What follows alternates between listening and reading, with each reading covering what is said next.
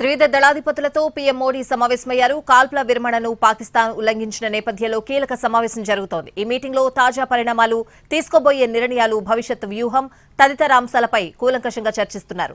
సరిహద్దులో పరిస్థితి కూడా చర్చించే అవకాశం ఉంది. ప్రధాని మోడీ నివాసంలో జరుగుతున్న ఈ భేటీకి సిడిఎస్ చీఫ్ హాజరయ్యారు. జాతీయ భద్రతా సలహాదారు అజిత్ దోవల్, రక్షణ శాఖ మంత్రి రాజ్నాథ్ సింగ్ కూడా సమావేశంలో ఉన్నారు.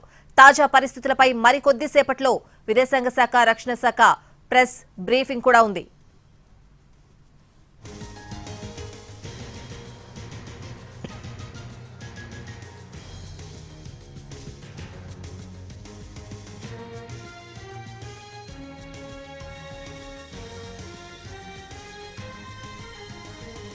త్రివిధ దళాధిపతులతో పీఎం మోడీ సమావేశమయ్యారు. కాల్పుల విరమణను పాకిస్తాన్ ఉల్లంఘించిన నేపథ్యంలో కీలక సమావేశం జరుగుతోంది.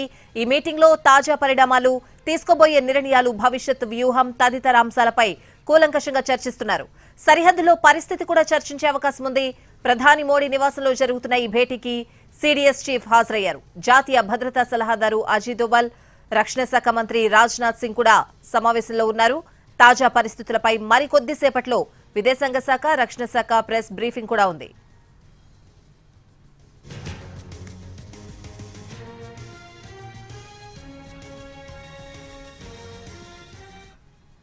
త్రివిధ దళాధిపతులతో పీఎం మోడీ సమావేశం కొనసాగుతోంది. ఈ సమావేశానికి సంబంధించిన పూర్తి అప్డేట్స్ అడిగి తెలుసుకుందాం. ప్రతినిధి ప్రసాద్ లైవ్ లో సిద్ధంగా ఉన్నారు. ప్రసాద్, ప్రధానమంత్రి నరేంద్ర మోడీ నివాసంలో ఉన్నత స్థాయి సమావేశం కొనసాగుతుంది. ఈ సమావేశంలో త్రివిధ దళాధిపతులతో పాటు chief of defence staff Anil Chauhan ఉన్నారు. అదేవిధంగా రక్షణ శాఖ మంత్రి, విదేశాంగ వ్యవహారాల శాఖ మంత్రి కూడా పాల్గొన్నారు. ప్రధానంగా అక్కడ నెలకొన్నటువంటి పరిస్థితిని, అదేవిధంగా రక్షణ బలగాలకు ఇప్పటికే చాలా ధీటుగా ప్రతిదాడులు చేసినట్లయితే ఏమాత్రం కూడా వెనుకాడలేదనే అంశాన్ని కూడా పూర్తిగా రక్షణ బలగాలకు ఆదేశాలు జారీ చేయడం జరిగింది. దాంతో పాటు అంతర్గతంగా జమ్మూ కాశ్మీర్ లో తీవ్రవాదులు ఉన్నటువంటి సమాచారం తెలిసి అక్కడ సోదాలు చాలా తీవ్రతరం చేశారు. అదేవిధంగా సరిహద్దు ప్రాంతాల్లో రక్షణ బలగాలు చాలా పెద్ద ఎత్తున చాలా అప్రమత్తంగా ఉంటూ పహారాగా కాయాలని చెప్పి కూడా రక్షణ బలగాలకు ఆదేశాలు జారీ చేయడం జరిగింది.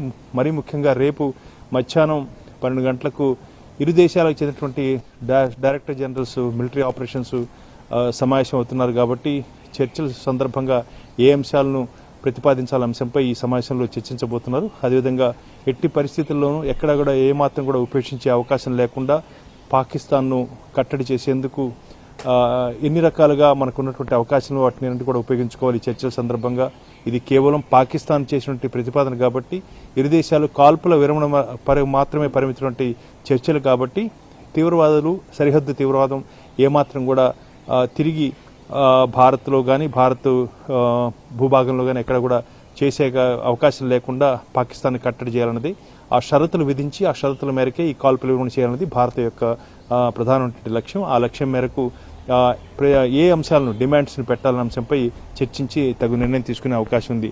దాంతోపాటు ఇప్పటికే సరిహద్దులో ప్రస్తుతం నెలకొన్న పరిస్థితి మాత్రం చాలా నిశ్శబ్దంగా ఉంది.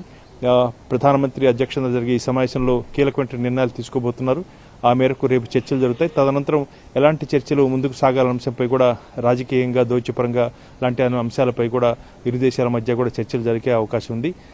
అమెరికా మధ్యవర్తిత్వం వహిస్తుంది కాబట్టి దీనికి సంబంధించి శాంతి నెలకొనేందుకే ఎక్కువ అవకాశం ఉన్నాయి. అదేవిధంగా భారత్ ఏ మేరకైతే ఏ లక్ష్యాన్ని చేసుకుని ఈ దాడులు చేయడం జరిగిందో ఆ లక్ష్యం నెరవేరిందన్న సంతృప్తితో ఉంది.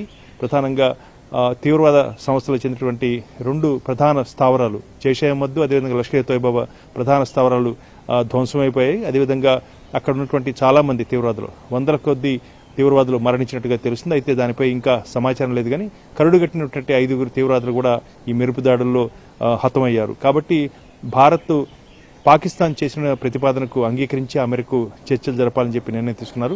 ఇరు దేశాలు కూడా శాంతిని నెలకొల్పాలనే అంశంపై రేపు జరగబోయే చర్చల్లో తదనంతరం ఏ రకంగా ముందు ఏ అంశాలపై చర్చ జరపాలనే అంశంపై కూడా ఈరోజు ఖరారు చేసే అవకాశం ఉంది. ప్రస్తుతానికి అక్కడ సరిహద్దులో నిశ్శబ్దం ఉన్నప్పటికీ కూడా మనం అప్రమత్తంగా ఉండాలనే అంశం మాత్రం చాలా ప్రధానంగా నిర్ణయం తీసుకున్నారు. దాంతోపాటు రక్షణ బలగాలకు కూడా స్పష్టమైనటువంటి ఆదేశాలు కూడా జారీ చేయడం జరిగింది. కాబట్టి భవిష్యత్తులో ఎలాంటి తీవ్రవాద చర్యలు కూడా జరగకుండా ఉండేందుకు గాను ఈరోజు చాలా కీలకమైన నిర్ణయాలు తీసుకుని ఆ మేరకు పాకిస్తాన్కు ప్రతిపాదించే అవకాశం ఉంది.